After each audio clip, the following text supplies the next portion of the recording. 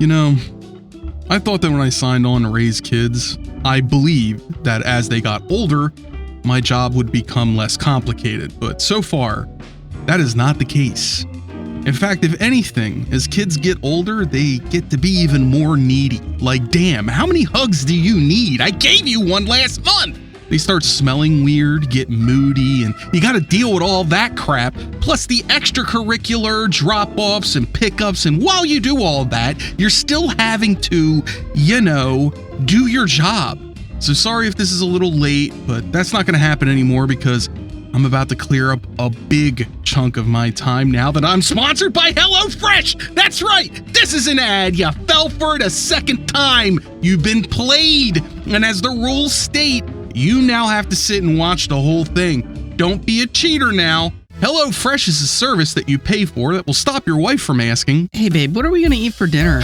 I don't know. What do you want? I don't know either. That's why I asked you. Okay, how am I supposed to tell you what to eat? You don't like what I eat. I say we eat burgers and you say... I don't like burgers. Yeah, I know that. You already know I don't like them, so why do you suggest them all the time? Because you asked me what I want, and I want burgers. But you know I don't like them. That doesn't keep me from wanting one, Susan. Stop yelling at me. Then stop making me yell at you all the time. Well, what about the kids? What about them? Jenny won't eat burgers and Evan is allergic to beef. Oh my God. How can you be allergic to beef, Susan? I have the paperwork from the doctors to prove it if you like to see it, Eric. I can't do this anymore. Then leave. With HelloFresh, your next marriage will work out because you'll never have this conversation again. Kids don't want to eat nothing you make, and your wife hates your taste in food? Instead of trying the least painful way to cook a meal that everyone can eat, how about everyone gets what they want? Just go to HelloFresh and pick the meals you want. Something for the wife, something for the kids, and something for yourself. Are you perhaps round, like your boy Paulie, but you wish that perhaps it wasn't so hard to see your feet? HelloFresh has more options to support your wellness journey than ever before. Dig into their biggest menu yet with 50 plus dinner options and even more market items that suit any healthy lifestyle. Maybe you just get bored easily. Give HelloFresh a try and choose from 30 plus calorie smart and protein smart recipes each week, packed with fresh ingredients that won't taste like wet cardboard.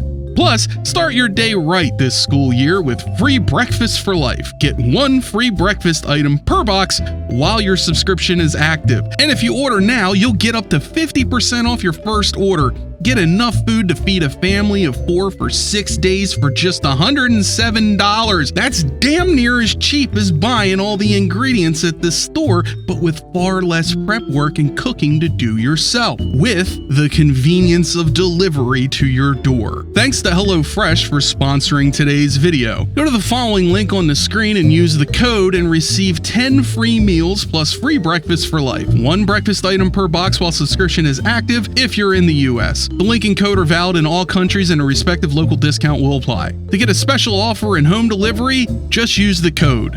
And now, the video. As I get older, there's a part of me that feels like I'm becoming more and more jaded. I've never much spoken on my reasons for going out to California the way I did when I was just 24 years old. See, the Paulie of old fancied himself a writer. Shouldn't be surprising, he still does.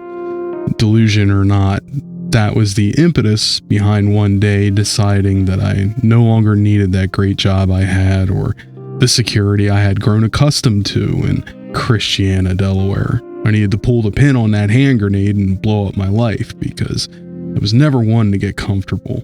And every now and then I needed to shake things up. And since I believed I was some as of yet undiscovered talent, I decided the City of Dreams would be the place to plant my flag. We packed up everything we could into my 2003 Chevy Impala and drove across country through mountains, down highways, cruised through cities and flatlands, trying to keep ahead of tornadoes off in the horizon. I saw red clay mountains, purple-hued foliage, rivers that carved paths through rock, and eventually I saw the ugly haze of smog hovering over the city. Los Angeles, my home of 10 years. The place that taught me that when everyone is grasping for the same rung on the ladder that you are, Even friends will step on your face to pull themselves up. 20 years later, and here I am.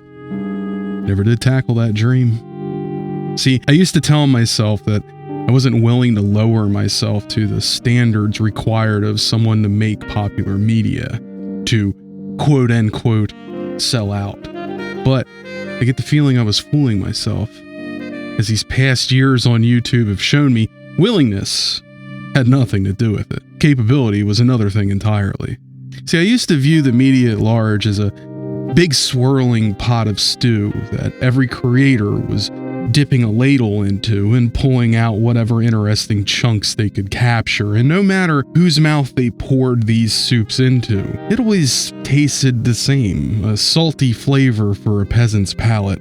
Everything completely goes on you when you're breathing water. You can't think about anything else. I sit here now, writing this while listening to an album that I first heard 10 years ago when, at the age of 34, I suddenly thought myself a photographer. But still, even though I had this facade of confidence, I was still just grasping for walls in a dark room, flapping my hands around, groping for a light switch, unsure if anything I did was actually good or if I was just fooling myself. And even though I've found a little success on YouTube, I still find that question popping up into my head. Essentially, it's my brain wondering if everyone is just being nice, and someday someone was going to sit my ass down and set me straight and tell me to my face, all right, man, everyone was just having a laugh with you, but now we're getting a little tired of it. You need to go get a real job. Everything seems worse now. Everything I grew up with is decaying, growing moldy and obsolete, and soon to be forgotten forever. And when these things die within the culture, it's sad. Because it's almost like a little piece of you is also dying with it. What replaces it is a degraded facsimile that mistakes mascots for symbolism, depth replaced by dopamine, uniqueness watered down with nostalgia, substituting aspiration for addiction. I used to like Lord of the Rings. I don't even recognize it anymore. The Matrix was one of my favorite movies, and now I wonder if everything I liked about it was just an accident or nostalgia. I no longer care for movies, television makes me yawn, I find myself retreating into books written decades ago. Rumph, I've finally grown old. Heroes have crumbled, idols have fallen, but down in the sewers where all that runoff goes, down there with the unreclaimed water mixing with the dross turned out for cynical profit, buried beneath the shit piles of thoughtless detritus, is something worth caring about, but it's hard to find because your attention is needed elsewhere. Look here, not there. It's created by people you've never heard of, secreted by a sweaty passion, and attempts to dethrone kings by understanding what people need and not what they want. Culture thrives as society dies. Sounds catchy. It's supposed to be. Something to catch your attention, force you to focus here and not there for a little while. A dirty trick used to feed you foul-tasting medicine. I swear it'll all be good for you in the end, though you may not like the flavor. Now, open up your mouth because there's a choo-choo train coming. It may be difficult to tell what I'm prattling on about, what with all that you just heard, so let me clarify my incoherency. I played Fallout London recently, and I was struck by a particular feeling. A feeling I haven't felt since I played New Vegas. All in a word. The opening of this game evokes many feelings, not necessarily those from even Fallout games, but those of BioShock. See, to me, Fallout has an underlying theme that I've not heard many people talk about. Fallout London was revealing to people who've played it because it laid bare the singular problem about the Fallout franchise and other franchises like Star Wars have. It's the problem that, from a world-building aspect, they seem hamstrung by the baggage of previous titles, a sort of servile attitude towards everything that came before it. I think part of this is a lack of imagination, but then again, I've also noticed something about the things that society devours and how it is normally regurgitated back into their mouths like baby birds. Whenever a new entry in these fictional worlds tries to stray too far from the well-trodden path, walking past established characters without recognition and along the way avoiding all those familiar sights, it's not as popular or is ridiculed justifiably or not. If it follows closely to the formula and shows us things we've already seen, it does great financially. While people bemoan its lack of originality after the fact, society, it seems, accidentally rewards culture when it reflects back at us. Our own nostalgia reminds us of a time when we were small creatures wandering wide-eyed about a large and oftentimes frightening world. Every moment a new discovery. A time when the burden of responsibility did not yet force adulthood upon us, and many of us want to go back to those times, no matter how traumatic they may have been, rather than face this new, grim reality. And nostalgia brings us back to those times, an easy way to get viewers to no longer focus on the flaws, but instead reflect inwardly. It's something the media inspires instead of being directly responsible for. Hell, you might not have even paid attention to that last paragraph because you might be too focused on memories of the past, even now as I criticize it. That's how easy it is to pull on the heartstrings of memory. You don't even have to try to have it happen because sometimes it happens regardless of intent. So if I could bring you back for a moment, Fallout London managed to give me that feeling of nostalgia through a wholly original means.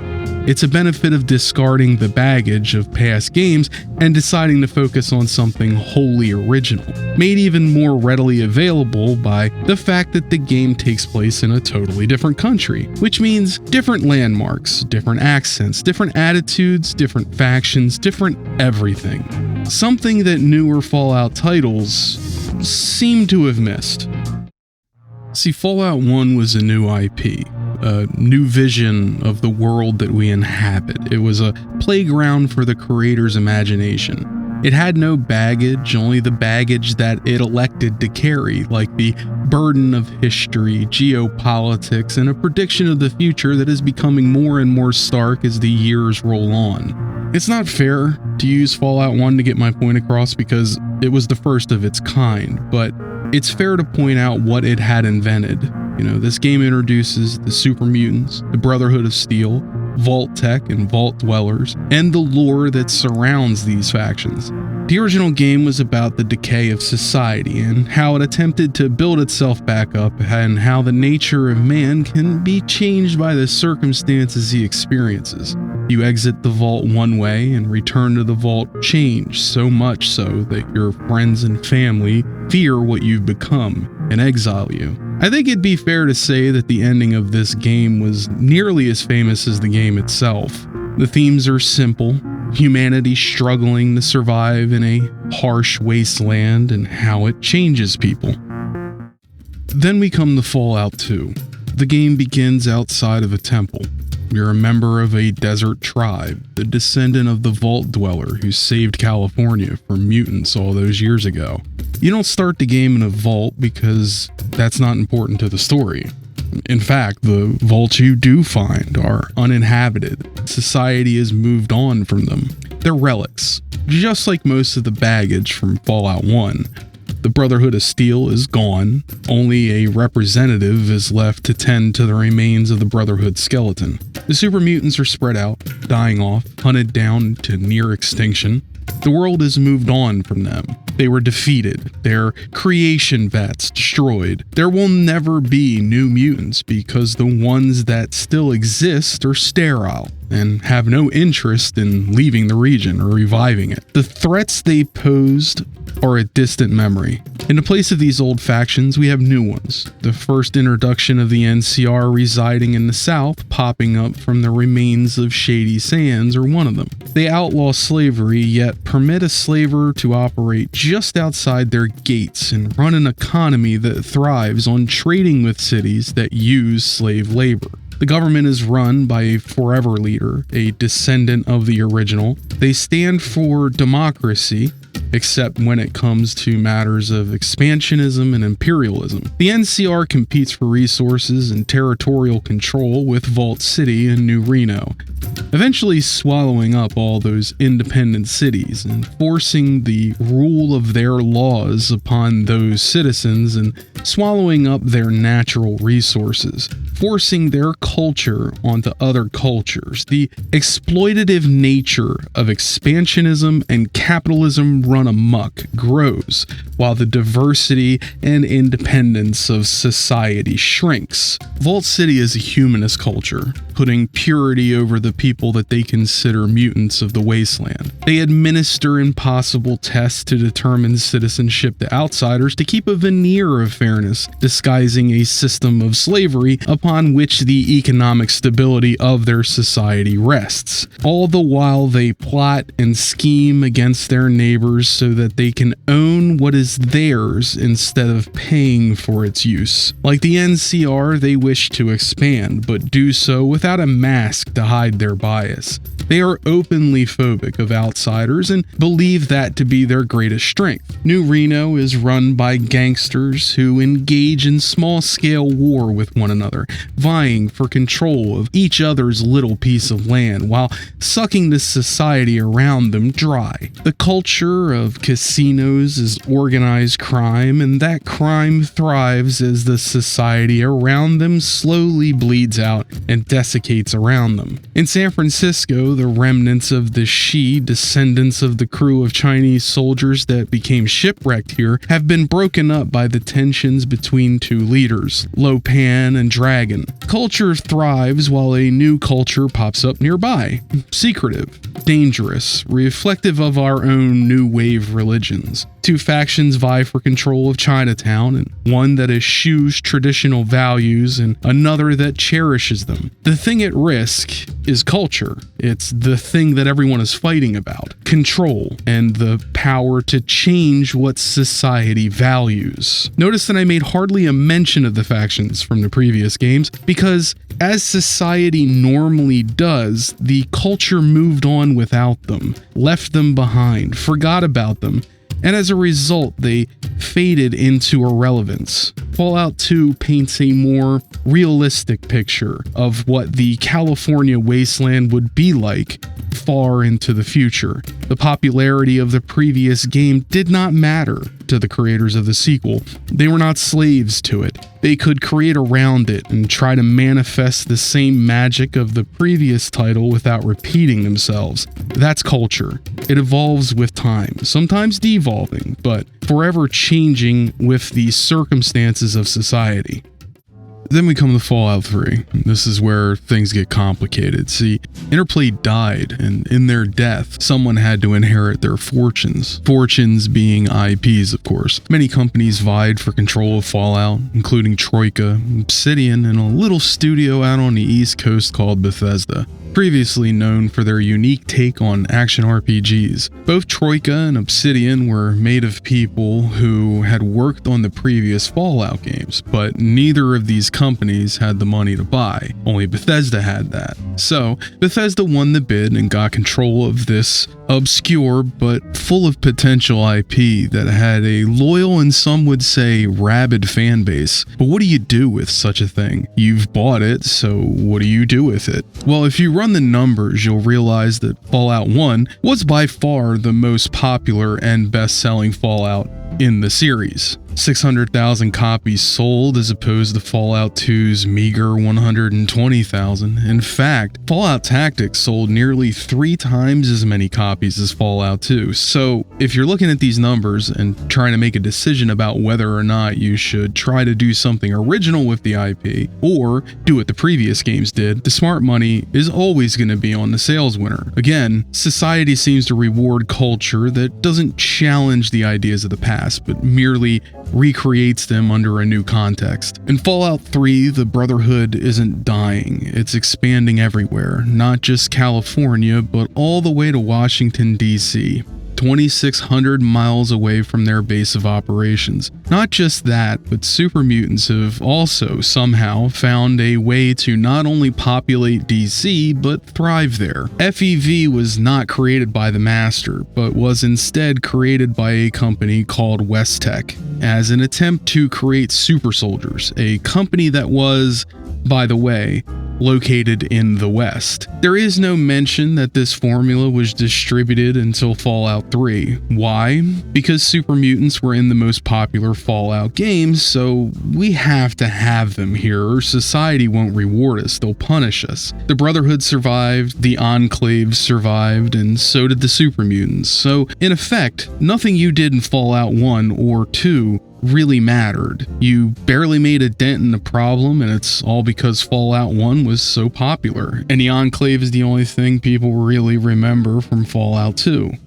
Then we come to Fallout 4. There's the Institute, an original faction, the Railroad, another original faction, and the Brotherhood, super muties, and so on and so forth. Now, there are those that will disagree with this opinion, but I never really liked the factions in Fallout 4 because they were in service to a story that I also was not a fan of. The Institute were bland to me because I didn't buy their motivations, and the game's attempt at mystery elicited a laugh instead of a gasp. Why are they replacing people with robots to spy on people and sometimes assassinate them?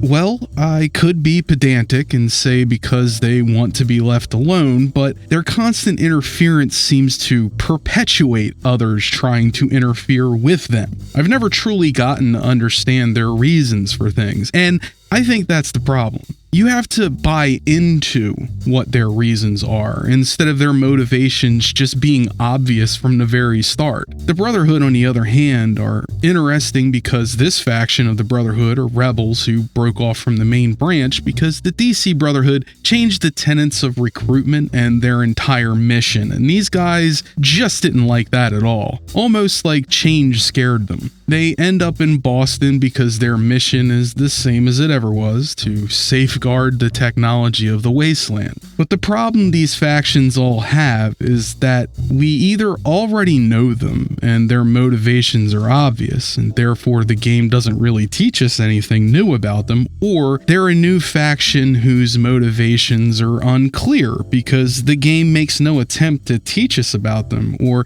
persuade us to believe in their mission. It's hard to explain, but when I play Fallout 4, I never feel like I learn about the factions as much as I would like to. Maybe it's because the factions really only act as mission terminals, whereas the factions in New Vegas exist, and because they exist, you run into them occasionally, and naturally, you learn about their situations, the things they want and need. They're constantly in active conflict with one another. You see them fighting all of the time. All of these factors lend believability to the war, but in Fallout 4, you really seem to be the only person in the game world actively doing anything. The culture of New Vegas is that of conflict, stealing from one another to get what they want, and fighting over things that weren't theirs in the first place. But with Fallout 4, the only thing I can honestly think of is robots are slaves, and therefore isn't that horrible? Maybe that's because I don't read every log that I pick up, but that says something about the intrigue of Fallout 4, doesn't it? If I can't be bothered to seek out info on the factions, then maybe they weren't all that interesting to start. To further this example, I want to point out something that's probably really obvious to a lot of people. You've probably asked yourself the same questions that I'm about to ask. But why are there rad scorpions in Boston? Why? Because, that's why. Stop asking questions. Does Boston have scorpions in real life? No, not really. No, they have pseudo-scorpions, which have more in common with spiders than scorpions. So I guess they could have evolved a stinger on their tail because of the radiation, if we're being generous. But really, the only reason they're here is because they were in other games. I mean, just think about all the things that got brought back instead of creating literally anything else instead. Two-headed cows, ghouls, Brotherhood, super mutants, Vault-Tec, Protectrons. I've got to find my relative, but hang on, let me erect this barn first. It's the same problem that Star Wars has. The fans think Star Wars is about Darth Vader, Luke, lightsabers, and Death Stars. In their eyes, anything that's new is not Star Wars. It hamstrings creativity, having to be a slave to all of those tropes. That's why all these studios started creating multiverses and all that, because they knew that if they changed major things about the stories that people already knew, that the audience would revolt. And this way, they could just get the audience to sigh and shrug their shoulders and just go along with it and have fun. They go through all this because there's only so long that they can keep milking the same exact thing. You know, fatigue does eventually start to set in, and you can't get away with this forever. So Fallout 4 consists of everything you know and love from the original games, plus a little bit more, means 25 million copies sold. And that's the thing, nostalgia sells. But now we get to the point of my argument, Fallout London.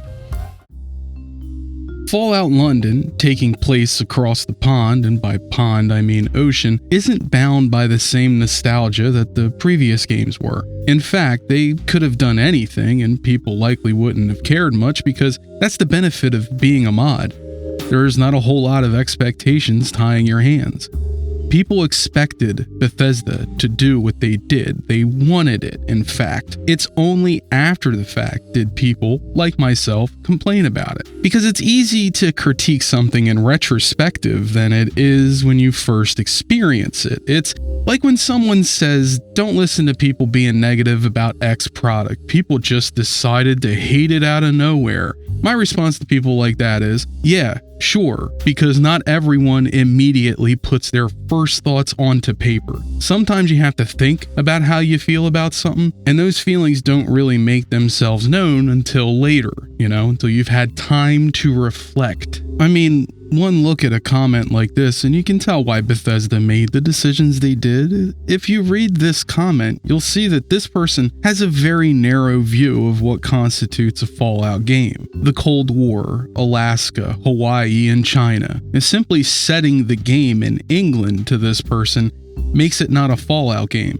And that narrow view is one that forces creativity into a box. It handicaps what a developer can and cannot do. In other words, we shoot ourselves in the foot, then complain that we have a limp. So in a way, Bethesda didn't really have a choice in the matter. They had to live up to player expectations, and you can bet that if Fallout 4 didn't have the Brotherhood of Steel, that would have been something that people complained about. If they didn't have super mutants, folks would be in an uproar. But Fallout London is not bound by any of that. There was, again, no expectations, aside from fans, which, let's face it, they aren't even bound by their expectations. A modder can do whatever they want because you don't have to buy the product. It's free. Don't like it, don't play it. The thing that this mod does so well is create a wholly unique experience. You start not in a vault, but in a test tube, so already this is reminding me of non-Bethesda Fallouts. Scientists in some sort of facility are staring at you through the glass. As you explore the facility, you'll find this game's version of a Pip-Boy.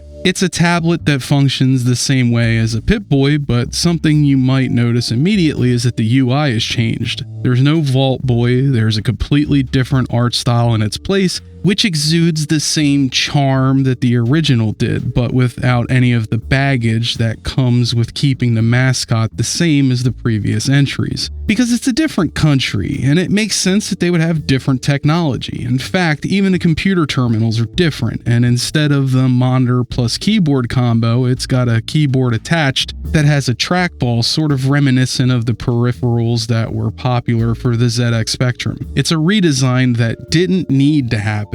No one would have noticed, but they did it anyway because they could. You get a dog companion, just like damn near every game in the series, but is it a husky? No.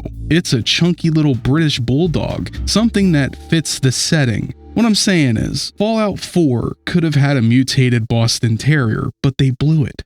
The other thing you'll notice about the setting is the landmarks and the unique ways that the city is laid out. The advertisement, the English snark, Banksy references abound, all the random stabbings and bicycle thefts, it's all rather English in a good way. The other thing I noticed is that there was a sort of misdirection in London. See, the Thames folk were described as people who looked like stepped in bubblegum, and I initially thought, oh, that's a cool little touch. They're probably ghouls, but they don't call them ghouls because of course they wouldn't. It's a different country separated by an ocean without any way to exchange notes with other countries. So calling them something different is a cool way to lend some believability to the environment. Then I got to the Thames town and found that they weren't ghouls at all, but heavily mutated fish people with gills in their necks and all. Now that's a cool way to replace some ghouls, and they didn't need to do that, but they had a vision. And they didn't compromise on that vision, and I'm all for it. But then I started to do the main quest, and I heard it. The thing that shattered my immersion. Someone said the word, ghouls. And sure enough, yup, there's ghouls here, which, you know, it's cool. It makes sense. I'm not complaining about them being here. I'm more complaining about the fact that they just so happen to call them the exact same thing that people in America call them. Did the nations all get on the phone with one another and vote on what they would all call them? Because it seems weird that in California they're called ghouls, in DC ghouls, in Boston ghouls, even London calls them ghouls. It's frustrating because at every step of the way Bethesda had a creative decision to make with these names. The slang for them would be different depending on the state you're in. That's how colloquialisms work. DC could have had a name for them that's uniquely District of Columbia, something political like, I don't know, call them a lobbyist. Maybe name them after the slang for a drug addict for the zombie angle. Call them a hophead. Or how about chuds or mole people? In Boston, they could be called like, I don't know, a Southie? It's just, for me, this betrays in Bethesda either a lack of creativity or a fear of it. I think it's the latter, quite frankly, because they don't seem to have this problem with the Elder Scrolls. And it's funny because Fallout London could have avoided the same pitfalls, because some people already call the ghouls commuters. They call them that because they were the people that got caught commuting to work when the bombs dropped. If the mod only called them commuters, and then you stumble onto them for the first time and discover that that's essentially a ghoul, it would have been a nice little surprise, but instead it breaks the immersion because now all I'm doing is asking inane questions about the world's continuity. Then you get a little further in and realize that they've also got super mutants, but really, they don't. You know, I don't want to show them because it ruins the surprise, but suffice to say that they are basically super mutants, but at the same time, kind of nothing like them. Fallout London is at its best when it feels like a different kind of game in the same engine. So yeah, to make a long story longer, I like Fallout London because it does what a company like Bethesda was never going to be able to do, and because this team was beholden to no one, free and unfettered creative control was what they had. So it's just like Enderal. When I played that game, I said that they beat Bethesda at their own game, but that's not fair. That's easy to do when you don't have the same baggage that Bethesda has to deal with.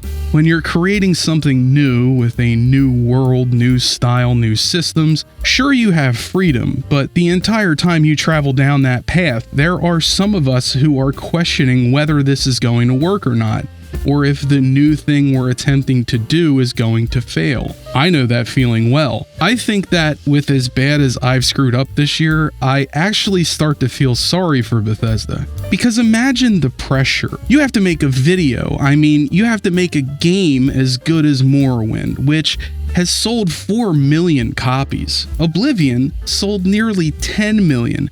And Fallout 3 sold damn near 13 million copies. How about the fact that Skyrim pushed 60 million units in its lifespan? Now, imagine you're the guy who has been tasked with making the follow-up to one of the arguably best-selling things you've ever done, and perhaps one of the most popular action RPGs ever made. You're playing with the big boys now, And it wasn't too long ago that your company was barely getting by release to release. It's hard to follow up on genius invention and apply that genius to everything you do. For a lot of people, it's something they stumble onto. For others, it's losing key people in key positions, unable to keep talent happy. Either way, things fall apart. The center will not hold. When I first played Fallout, part of that game's appeal was that it was such a foreign world to explore. You didn't know what to expect your first time in, and everything felt so alien as a result. Fallout 2 was much the same. The faces I knew and loved had changed, the key players replaced. I loved that game because it gave me the same feelings of wonder that the previous game inspired. Now, after over 6 games, all the more or less iterations of the same themes and tropes, there's nothing left in Fallout to inspire that same kind of awe. And I think that's the greatest thing that Fallout London does. It breathes new life into a tired franchise, and it's just what I needed.